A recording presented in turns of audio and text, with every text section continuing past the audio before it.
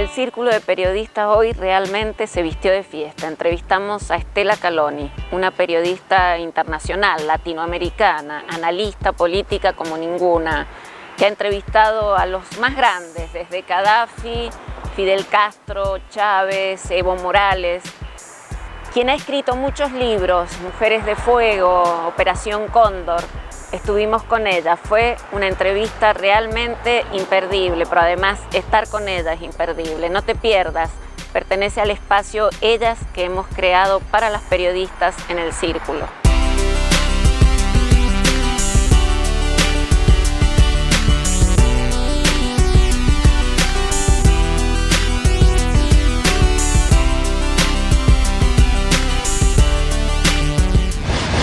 Estela Caloni en el Círculo de Periodistas, no lo puedo creer. Yo tampoco lo puedo creer. ¿Cómo se hace para entrevistar, o perdona mi atrevimiento, sí, a una mujer que debe ser una de las pocas mujeres del mundo que ha entrevistado a la gente más importante del mundo? Bueno, ¿cómo hago esto yo? Yo te digo que no sabes cómo, cuando uno comienza... por ejemplo, en mi caso personal yo parto casi de la poesía al periodismo, y entonces, pero un periodismo más de investigación.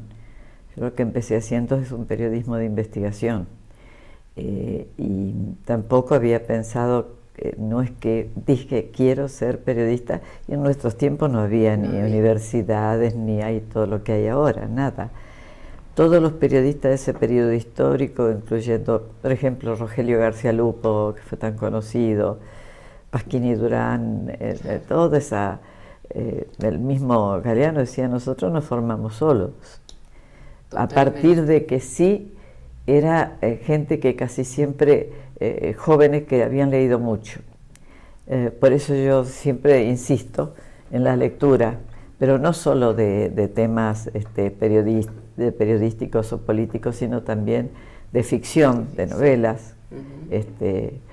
Como García Márquez mismo también siempre decía, él no pensaba mucho que iba a escribir algún día, y de repente empezó a escribir, y de repente empezó a decir, bueno, voy a hacer periodismo, porque el periodismo también le permitía vivir muchísimas cosas que vos no vivís.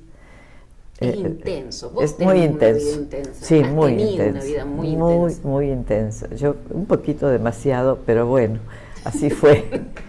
Pero en realidad empecé a escribir periodismo porque empecé a hacer, mira qué interesante, las cosas que lo obligan a uno a irse hacia el pasado, que hacía algunos comunicados en aquellos tiempos de resistencia, de la resistencia que hubo acá, que todo el mundo se ha olvidado, lo que se llamó resistencia peronista en su tiempo.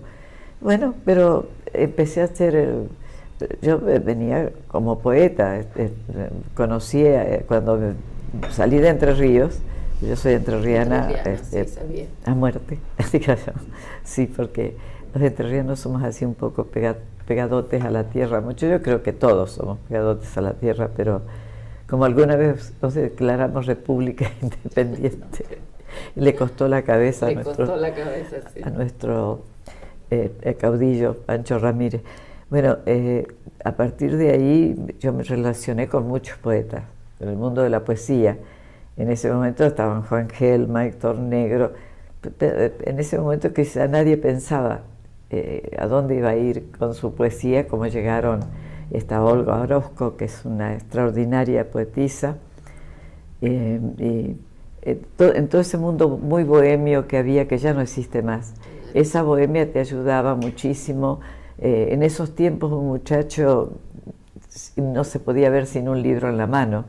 Claro, era también la manera de crecer constantemente. De crecer constantemente, no tenías, claro, en el tiempo después vendría la televisión y todo lo que quieras, pero nosotros como investigadores teníamos que ir a los archivos y revolver hasta el último pedacito para entender algo, ¿no? Y entonces a partir de ahí sí yo me inicio, y después yo lo que no pensé, y eso sí me pasó cuando fui a México, yo escribí en revistas de política internacional de aquí y de otros lugares, y cuando fuimos al exilio, que tuvimos que salir porque nosotros tenemos en la organización de periodistas, más de 100 periodistas desaparecidos, compañeros muy queridos, para todos nosotros, por supuesto, y muy jóvenes, algunos. Y entonces ahí yo en México directamente empecé a salir, a hacer reportajes en el interior. Justo me tocan las guerras centroamericanas, sin buscarlo, es decir, yo entré y me dijeron... En todas las luchas. Sí, en todo, sí, en la guerra de liberación en El Salvador, en Guatemala, en Nicaragua, donde sí estuve cubriendo todo lo que fue la insurrección final contra Somoza, y después yo quedé en Nicaragua y claro, no podés decir que yo elegí o ser corresponsal, me vi envuelta en la guerra. La vida de pronto te puso en una situación a la que hay que responder. Responder de la manera más responsable posible, porque se están jugando tantas vidas. Ahora sos valiente, Estela. Todavía seguís leí hace poco de tu informe del Pentágono. No, sí. O sea, tenés información que es fuerte, la das a conocer, la haces pública. Sí. Digo, hoy estamos en un momento en donde muy pocas cosas son públicas, de aquellas cosas importantes. Claro, y por eso mismo es donde más exigencia tenés. Es decir, más compromiso. Sí, yo vivo denunciando todo. Mira, aquí me pasó una cosa extraordinaria. Cuando yo vine, diríamos, yo volví otra vez a la Argentina definitivamente en 1993, porque todo ese tiempo viví entre Panamá, Nicaragua, El Salvador, mucho en México. México para mí ha sido extraordinario porque he trabajado para varios de los medios mexicanos, sí. y ahí es donde surgió el periodista, porque nosotros, por ejemplo, no habíamos sido educados para querer hacer una nota para primera plana, ni nada de estas cosas. Nosotros nos formamos solos. Te digo, yo leía mucho porque había empezado a leer desde muy chica, bueno, por razones especiales, pero esto no lo podemos hacer tan largo, pero sí, por ejemplo, ya a los 15 años yo tenía un bagaje de lectura impresionante, y todos de una manera u otra teníamos este mismo estilo de vida, todos los periodistas de mi tiempo, ¿no? Entonces, por ejemplo, el tema de la revolución libertadora aquella, la dictadura que después tuvimos, nosotros el hecho de vivir en dictaduras desde el 55 prácticamente hasta el 83, vamos a decir, porque eran pequeños asomos democráticos, fue Frondizi, fue Illa y después, sí, y nada. Aún así las luchas perduraban por abajo. Perduraban por abajo, seguían, y entonces... nosotros teníamos una gran relación con el mundo sindical, con todo. Eso fue muy fuerte cuando me tocó estar afuera, porque yo ya había estudiado mucho todo lo que era Centroamérica, mediante el que yo considero mi maestro esencial, Gregorio Seltzer, que es yo estoy exigiendo a Argentina que le hagan un reconocimiento, porque fue el hombre que más conoció de lo que era la política de Estados Unidos hacia América Latina, el que nos hacía entender que todavía somos dependientes, y él elaboró una obra monumental, y con él aprendimos. Entonces yo ya sabía, cuando fui a El Salvador, sabía la historia de El Salvador, sabía la historia de Guatemala, porque además en Argentina, en el 54, cuando hubo una invasión a Guatemala, vinieron exiliados a Argentina nada menos que el premio Nobel de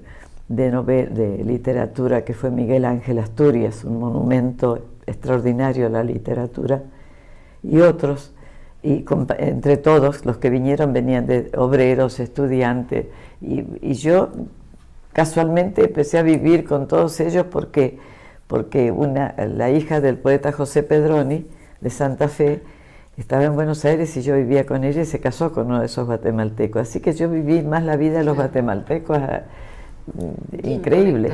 Entonces, así, eso fue fundamental para mí. ¿Todavía seguís escribiendo para México, algunos medios mexicanos? Sigo como corresponsal, bueno, en este sentido, No, es increíble. te voy a hacer sos una activa broma. Totalmente. Sigo como corresponsal y en eso sí he batido el récord porque resulta que no hay ninguna persona que a mi edad sea corresponsal. Es decir, una cosa es seguir escribiendo, colaborando, Claro. pero todos los días teniendo, antes que cierre el periódico, La responsabilidad de escribir, Sí. de mandar la nota. de mandar la nota sí o sí. Y yo cuando me vine acá pensé, ay, terminé con las guerras, me voy al sur, ahora está tranquilo el sur, jamás iba a pensar en el vendaval en que me metía. Y bueno, Pasó y me tocó todo Sudamérica. Yo iba a Brasil, iba a Bolivia, viajaba por toda la región menos Chile, porque en Chile había un corresponsal de la Jornada de México también ahí. Pero sí, fue muy importante, conocer la vida del corresponsal es muy importante. Además no la podés aprender, por más que vayas a la universidad y hagas un curso, no, podés. porque eso todo te va llevando a actuar cada minuto. Como decía Jorge Luis Borges, cada minuto es un tigre, ¿no? Y cada minuto era un tigre, no sabías qué tenías que hacer en determinada circunstancia, todo quedaba librado a tu imaginación. Totalmente. Y a tu valentía. Sí, La verdad sí. que no eran tiempos. No te dabas cuenta, mira, a veces yo decía, pero ¿cómo? Yo le tenía mucho, no me gustaba volar. Hay mucha gente que no le gusta el avión, para nada, que es no es el miedo a la muerte, sino el miedo a despegarte de la tierra, es otra cosa que tiene que ver. Por ejemplo, uno se entrega a eso. Carlos Fuentes, el escritor mexicano, contaba que él hacía unos recorridos impresionantes en barco para no tomar un avión. Y García Márquez, bueno, las veces que tomaba un avión llegaba totalmente estresado, hasta que un día chocó en tierra y se dio cuenta de que no estaba garantizada. Que no estaba nada garantizado. Por tener los pies sobre la tierra no te garantizaba nada.